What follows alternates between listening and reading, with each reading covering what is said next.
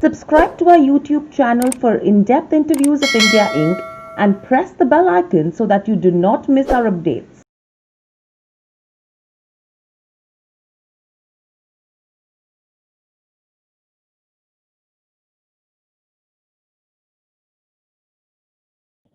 Hello and welcome to Nirmal Bang, ladies and gentlemen. I'm Hiral Dadia. We have with us Mr. Jitendra Bhargava, former ED Air India, joining in. Welcome to the show, Mr. Bhargava. It's a pleasure to have you with us today. My first question coming to you is overall, the kind of impact that COVID has had on different economies, different sectors, no one really anticipated it. These are unprecedented times. And taking into consideration aviation as a sector, it seems it is one of the sectors that has been worst hit as well. What's the sense that you pick up from March to now with the kind of impact that we've seen? Because majority of it has been on a standstill. You see, we need to look at when the COVID had just appeared, say towards the end of 2019, airlines were perceived and rightly so as the super spreaders of coronavirus. Mm, People took the flights from China, went to various parts of the world, interacted with other citizens who in turn flew to other points in the world, etc., etc. So it became a super spreader. So countries like United States, India, and many other countries soon put a ban on flights to and from China in a mm, bid to contain. So which led to a huge demand destruction. There was naturally in countries like Australia, for example, put a ban and said, okay, we will not allow any international flight to come in for the next 1 year. mm, So they had perceived it, and then came events like the Tokyo Olympics being postponed because they didn't want to do it. But then, because the coronavirus was really an unknown commodity, nobody knew what it was. So, SIC, for example, IATA, the representative body of airlines, postponed their general body meeting from June till November, hoping that everything would be hunky dory by November. But then airlines started coming out with real estimates and said, look, it may not be before 2022, 2023, or 2024, depending on which airline we were talking about. They were so pessimistic that they are not going to attain pre-COVID levels. mm, The result, what happened? Many airlines parked their 50% of the fleet in the deserts in California. All airlines resorted to layoffs, retrenchment, shrinking on network, etc., which followed. Because the losses were mounting, demand destruction had been huge. In the month of April, May, the demand destruction was as much as 98%.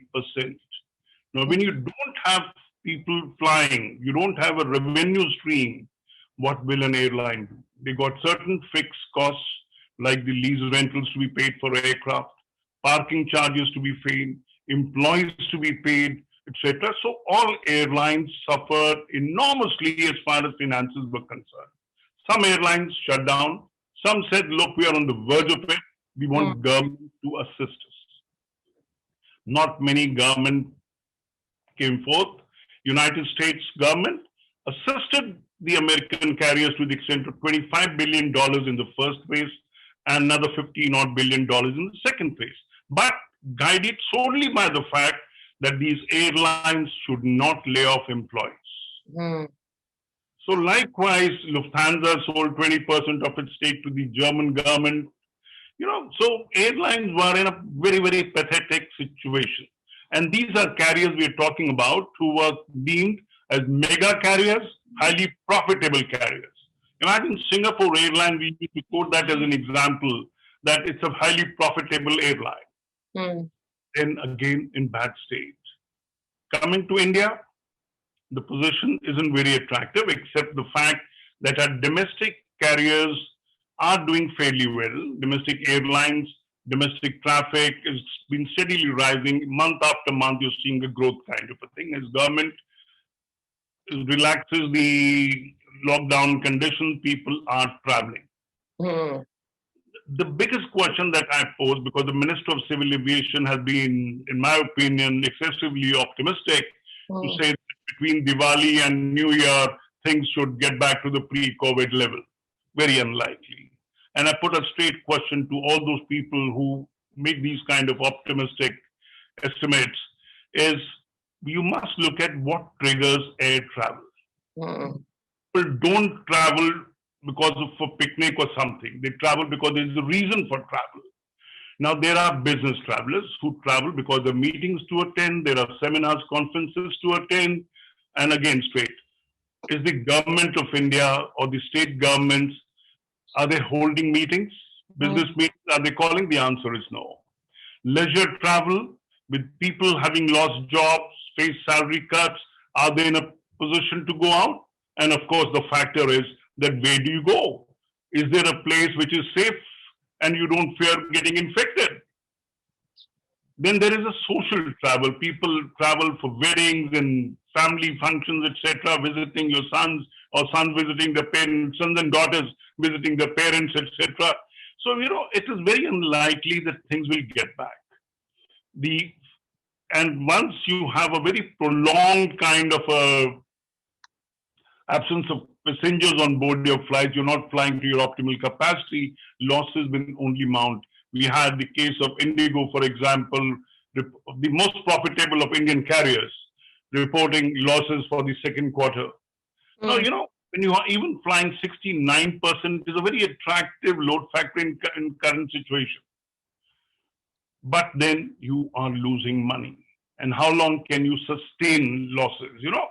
So it's not just foreign carriers, it's Indian carriers. And I don't see that we are at the end of we can see light at the end of the tunnel and say, okay, by early 2021 or 2022, we will get back to normalcy. It's not going to happen. Right. Yeah, that's an interesting point that you've made as well. And what's happening is the trend that's picking up is that the booking behavior, when you see that, clearly passengers are booking travel closer to the day of departure now because there is so much uncertainty around. Now, taking all of this into consideration, do you think aviation as an industry is the biggest casualty of COVID right now for us? Let's put this way. There are three segments to the aviation sector: the airlines, the airports, and the aircraft manufacturers, all in bad state. Linked to it are the hotels, for example. Let's not overlook the travel trade and the hotel industry. They have been equally suffered, but then, as I've always maintained, airlines, because of the glamour attached to it, it gets quoted. And you don't look at the hotel staff and the aircraft manufacturers who are all in deep trouble, facing layoffs, facing lost jobs. Boeing has laid off a lot of people. Then you look at the airlines, whether it's the Qantas, whether it is the Cathay Pacific, everyone is resorting to it. Because the key question being asked by each one of them is, how do I survive?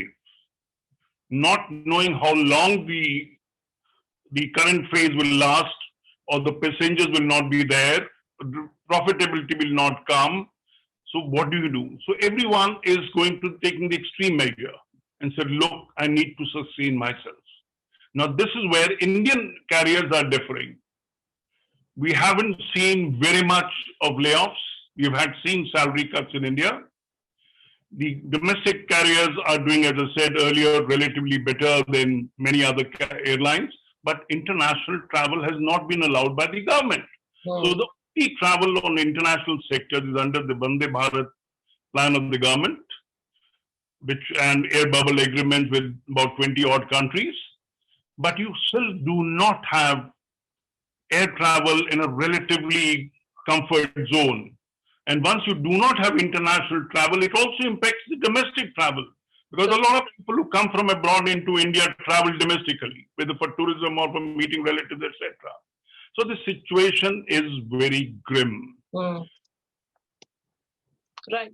So, Mr. Bhargav, with all of this, when you talk about the kind of travel that we are seeing right now, yes, the domestic aviation sector in India has opened up to some extent. Clearly, if you see numbers as well, between April to June, the revenues itself fell around 85 to 90%. And now we are slowly, steadily seeing a pickup in terms of where the load factor is concerned. Now, do you think this is something which is going to increase costs as well for an already pressurized aviation sector, taking all the social distancing, hygiene factors, etc., into consideration? You see, one thing we must remember is that air travel per se is not dangerous. Ever since the flights were resumed, the number or the percentage of passengers who got infected on board has not been very sizable. So it is very safe. But the factor, as I said earlier, you need a trigger for travel.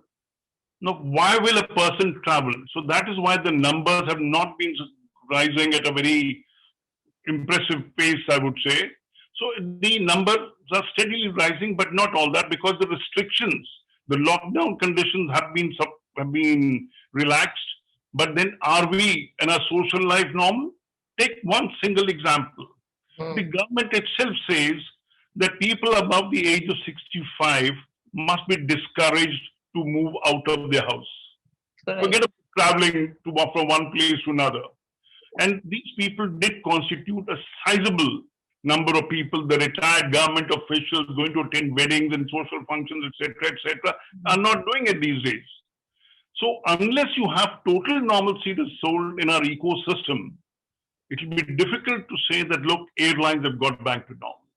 And once the airlines do not, the costs that they have to bear are huge fixed costs. So, and once they do it, you can't really get it. And government of India does not have the kind of financial muscle to say that we are going. In fact, the government of India has been exploiting the airline industry by overtaxing everything, whether it's the ATF, whether it's the service tax on tickets, etc. Hmm. So I have, as an industry person, been advocating that the government of India, while not extending financial aid, can certainly waive off certain taxes that airline industry pays. Hmm. Because if you see that the airline industry is the best catalyst for economic activity. Hmm. You start a flight from point A to point B, you have a lot of business generated at both ends of it. Hmm.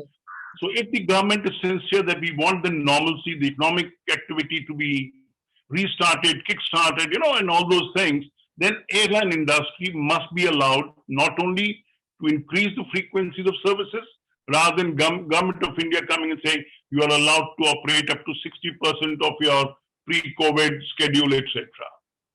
Let airlines decide where I want to fly. Hmm. When you are not extending financial assistance, why are you coming in and then putting a restriction on the fares that you can't charge a certain more than a certain fare, etc.? Let market decide. Because a government should have extended some financial aid, at least to the carriers, because we have to understand the aviation industry. The airlines, even in the best days, when airlines were doing 90% load factor, airlines are Hmm. to blame for it. They were chasing passengers at the cost of profitability. They Correct. did not build up reserves. As a result, barring Indigo, airlines did not have, they have not saved sufficiently for the rainy day. Hmm. And once you had coronavirus, everybody is finding it difficult for survival. Correct. Right. So, Mr. Bhargav, you did mention about what the government needs to do as well, if not give financial aid. However, a lot of analysts are of the estimation that uh, with regards to fighting this pandemic, the industry as a whole is going to need at least around $4 to $4.5 billion to recover from here on. How do we actually fill in the gaps over here? No, this is where I said government does not have the financial muscle Hmm. and they have their own priority areas where they need to put in money. No dispute about it. But relief can be given by way of taxes. So let me reduce the taxes on ATF. Let me reduce the service tax on tickets that you pay. Let me reduce the airport charges. As I said earlier, it's not just airlines, it's the airports, it's the aircraft manufacturers, everybody's in doldrums. Hmm. So how do I strike a balance? And I said, if the passengers are back, then airport activity is back, then the duty-free shops and the other kind of restaurants in the airport, they are back. They have got more footfalls and more people using it. So that is what kickstart. So you can't look at airline industry in isolation. Look at the role it can play as an economy catalyst. Mm. Right? Unless government has a realization of this kind, you cannot really put and say, be optimistic that our aviation industry is going to get back on its feet in the very near future. Right. And when we're talking about where domestic air travel has already started, another aspect that we just heard lately is that there will be an extension on the fare cap on airlines for another 3 months. Do you think this is something right what the aviation ministry is doing right now? Because already there's a crunch, costs have been increasing for them. How do they really maneuver over this as well? You know, there are two sides to it. As Mm. an industry person, I've been very clear that the government has no business to interfere. Let airlines decide or the market decide. Correct. But second aspect, which government cannot absolve itself of its responsibility, and hence this decision, that if you do not put a cap on fares, the cash rich or the airlines with deep pockets will dump capacity in the market in a bid to get the smaller players out of the market. They'll not be able to sustain losses for a longer period. Mm. So, for example, Mumbai Delhi sector, you said, all right, you can't charge a fare more than 5,000 rupees for 40% of the flights or seats on a flight. But if you were to remove this cap, probably a cash rich airline like Indigo would sell all its 100% of the seats at 4,500. Mm. Mm. What happens to the other airlines? Will they be able to sustain the loss? And the answer is no. So there is a bit of merit in it, but then government could have found alternate means to control the system and said, look, we are not going to allow Indigo more than 40% or 50% of the frequencies between on the Delhi Bombay sector. So, there could have been other restrictions rather than, but then Ministry of Civil Aviation takes it. First, of course, it's run by the Indian Administrative Service officers with no background in aviation. And they somehow believe that consulting aviation experts is a taboo, one shouldn't do it because they go by the simple feeling, I know it all. Mm. Not Mm. the fact they blundered on several fronts in the past as far as the aviation industry is concerned. You're right. Mr. Bhargav, taking your experience in the sector into consideration, have you ever faced an instance like this where the entire system was grounded for the aviation sector and that really caused a mess like this? It's an unprecedented thing. Everybody knows about it. But then take whether it's the 9/11 in United States, which had an impact on the airline industry because of the safety concerns. But then there were innovative ideas that came in. Okay, now our cockpit door will be closed so nobody can enter. There were various things come in. What is the security drill that came up? And we found as passengers is cumbersome, but then everybody has fallen in line. People are reporting to the airport much before what they did before the 9/11. Then in 2003, a smaller version of COVID-19 was there called SARS. Mm. Also had impacted, but that was for a certain region only. It wasn't worldwide kind of a thing to go by. And it was for a shorter duration. So COVID-19 impact on the airline industry as well as on the rest of the economy has been unprecedented. And the fact is that we are still months away from the vaccine being there. So unless the fear goes out, the airlines on their own have come out with new ideas. Number one, to get the testing done before the departure. Mm. And an airline in America is now coming out that they will have certain flights where every passenger would have been checked on board. So the fear can go away. Correct. So airlines are finding innovative ideas. The government has also to come in because let's not forget the quarantine that has been introduced for arriving passengers is a big, big deterrent for air travel.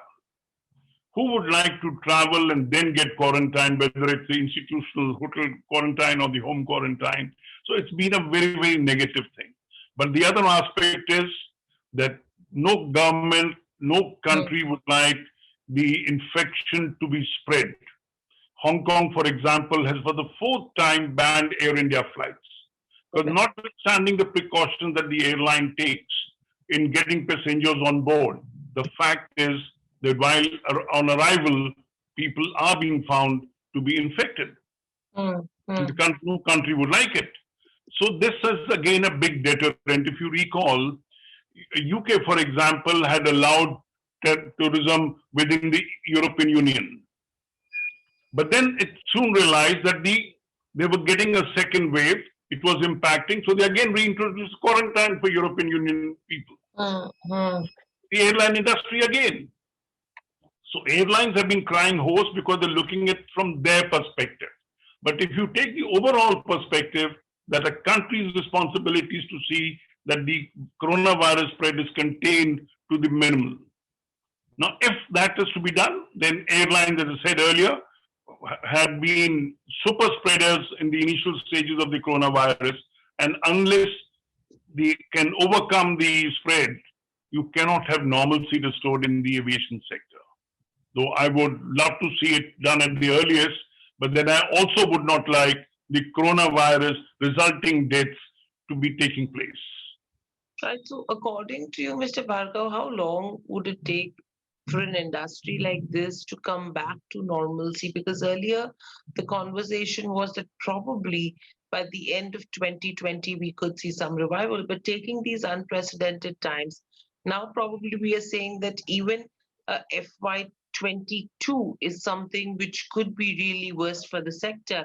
Do you agree with it? You know, one can always kind of say, look, I'm being optimistic and I expect it by the end of 2020 or 21 or 22. Some airlines like Air Canada, for example, said 2023 would be the earliest that we'll get. So, you know, there are various estimates, but much would depend on the vaccine when it comes in. But then, as we've just seen, that Europe is going through a second phase. United States is going through a second wave of coronavirus. Now, the lockdowns are being reimposed in these countries. So how are you going to get it? So one could be estimate, and best way is to look at how IATA has been viewing it. When it started in the month of May, it gave an estimate that the loss was about $66 billion in revenue. And as we moved further and they realized the gravity of the situation, the intensity of coronavirus spread, they jacked it up to $200 billion in revenue loss. Then it was $300 billion revenue loss. So, you know, one can hazard a guess and say, well, look, you're looking at a situation when things will get back normal. But then it's not going to be, I don't think it's proper to look at it because we really do not know how the coronavirus will spread. You've got the second wave. Will there be a third wave? Is there some authoritative agency you can say, well, after the second wave, there'll be no other wave coming? And then, of course, one has to blame the people itself. Not everybody is as serious about coronavirus as they should be. Whether it's the passengers on board a flight, the airlines have introduced all the norms that you must necessarily wear a mask and everything, all the restrictions have been imposed at the airport, but are passengers behaving? When a flight lands, are passengers waiting and not ensuring that the social distancing is maintained? So all these factors have taken place. So there is a sense of, in my opinion, people have to be equally responsible where the government is doing everything because they are relaxing lockdown conditions, not because the fear of spread of coronavirus has ended. It is because they want to get back the economy, they're running out of cash. So that is why the thing is being done. So people have to be responsible. And I think on this front, one can at least say airlines have done a fairly good job. And therefore, it's often maintained that, look, it's safest to travel by air. And the data is that 2 billion passengers have traveled since the flights were resumed. Not in India, I'm talking about world over, but they have not had very many cases of infection on board. You could be infected on ground and then taking a flight is a different matter. But getting infected on board, the instances are not very many. Right, and absolutely what you're saying makes sense. And Mr. Bhargava, right now, if you talk about the Indian market, two airlines which are the talk of the town is with what's happening with Air India on the back of the financial crisis that they have been facing and the divestment that could be underway. A lot of relaxations have come in as well with regards to where Air India is concerned. And secondly, the other option is with regards to what's happening with the Jet Airways. Final calls where NCLT probably will be coming out in the month of November as well. What's the sense that you have on both? Do you think this is the right time with regards to where Air India divestment goes? And do you think the possibility of Jet Airways revival is a sure thing? Let me give you a longish reply of this. We need to understand the Indian market, which is hugely price sensitive. So as long as Air India was the only carrier operating and with Indian Airlines, we used to label them unproductive, inefficient, and all those kind of things. The losses are. Came Jet Airways and Kingfisher. They were legacy carriers. They made money. They were good service carriers and doing exceedingly well. But when Indigo and SpiceJet came in with their low-cost models, what happened to these full-service carriers? Our people, traveling public, opted for the low-cost carrier because of the fare. So the legacy carriers, whose cost platform was much higher, were pricing their fares 200, 300, 400 rupees more than Indigo, and which were not enough to sustain their operations. So Kingfisher collapsed, Jet Airways collapsed, Air India has been making losses, Vistara, again a full service carrier from the house of Tatas, again not making money. So having understood that a full service carrier has little place in the Indian market, now coming to the question of specific to the Air India. Well, government is not known for their marketing skills. Correct. There is inherent inertia in decision making. Now, yesterday, for example, they announced a series of relaxations for the people who are going to be giving an expression of interest in Air India. My simple question is, what they announced yesterday, why it couldn't be announced 2 months earlier? Why were you waiting for the 30th of October deadline for extension till 15th of December and then announce relaxation? They should have learned their lessons when the first fiasco in 2018 when nobody bid. So, and the government has been saying, the minister more so, that there are only two options before us. Disend Air India or shut it down. Now, I would call it a very stupid way of looking at it. Simple reason what they ought to have done. And the third option, why are you running Air India with IS officers and thus foreclosing the option of putting it on track? They must realize that that Air India was a government airline, government-owned airline, even between 1953 and 1978, when Air India was reckoned as one of the best carriers in the world. Only because you had a legendary leader like J.R.D. Tata, who broke no nonsense of the government interference, and Air India was doing exceedingly well. So the government could have withdrawn from there and said, okay, we shall no longer interfere in the functioning of Air India. I have very little faith in the government that even with the relaxation that they've got, and considering the larger picture of the pandemic that has hit the financials of the airlines, how would you get somebody to bid for it? So, and as coming to Jet Airways, well, the minister used the word garage sale, you know, that which has been grounded, there are bids, etc. But who are the bidders? Are they knowledgeable people regarding the aviation sector? The answer is no. They're very limited kind of role in it. So how would a grounded airline get back? If the banks had to take such a huge haircut, why couldn't they take it in March 2019? Absolutely. You know, again, it's a question of timing. Are the government of India or the banks or the SBI cap, which was advising the bankers, the lenders, in a position or have the requisite experience? And the best proof of it that we do not have experience is twofold. Let me say it here. Most of the private carriers during their heydays were headed by expatriates, not by Indian nationals. Clearly indicating that they got the people from outside because they were not adequately experienced people to run a commercial airline in India. Second is to quote J.R.D. Tata. In 1991, he was invited by Narasimha Rao, the then Prime Minister, to say that we are going to be relaxing in terms and conditions for starting of airlines. Let's not forget at that time only Air India and Indian Airlines existed. And I'm quoting Ratan Tata now as he was told by J.R.D. Tata at the launch party of Vistara in Mumbai. Ratan Tata said and quoted J.R.D. Tata that when he came out, he said, look, we can start an airline, but we are no longer in a position to give India a very good carrier. So let us get an international partner to partner us to give India a very good airline. So J.R.D. Tata could feel, having given Air India in his heydays till 1978 a world-class airline, feeling that in today's competitive environment, with technology, marketing, passenger profile having changed, they needed an international partner. So unless the government has the realization and the airlines have it, now I would say the prospects of Jet Airways from the grounded position to be flying out and being a successful, it's not a feasible thing. It's not very unlikely to happen. Employees have hope that they will be re-employed, but can an airline with very limited operation as compared to what they had in March 2019 be able to fly?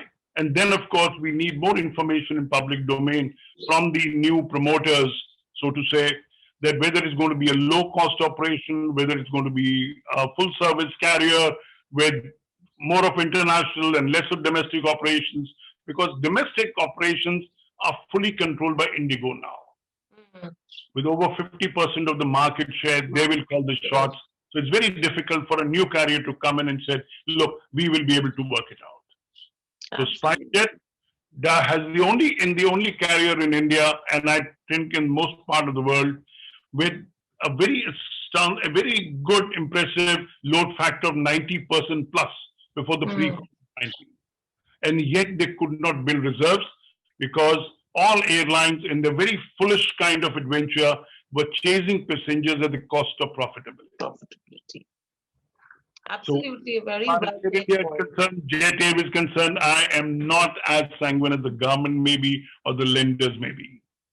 I think more than a financial aid, a strategic aid from the government at the right time is something which is really required for the sector, because otherwise we are going to lose the sector as a whole, because there will be no one left as a national airline or as a reputed airline from India as well, going ahead for international travels, but hoping for the best from here on. Thank you so much, Mr. Bhargava, for joining us on the show. It was a pleasure to speak to you. Great insights that we've picked up. I hope you enjoyed the conversation as well, and hoping to see you back again pretty soon. Stay safe. Thank you.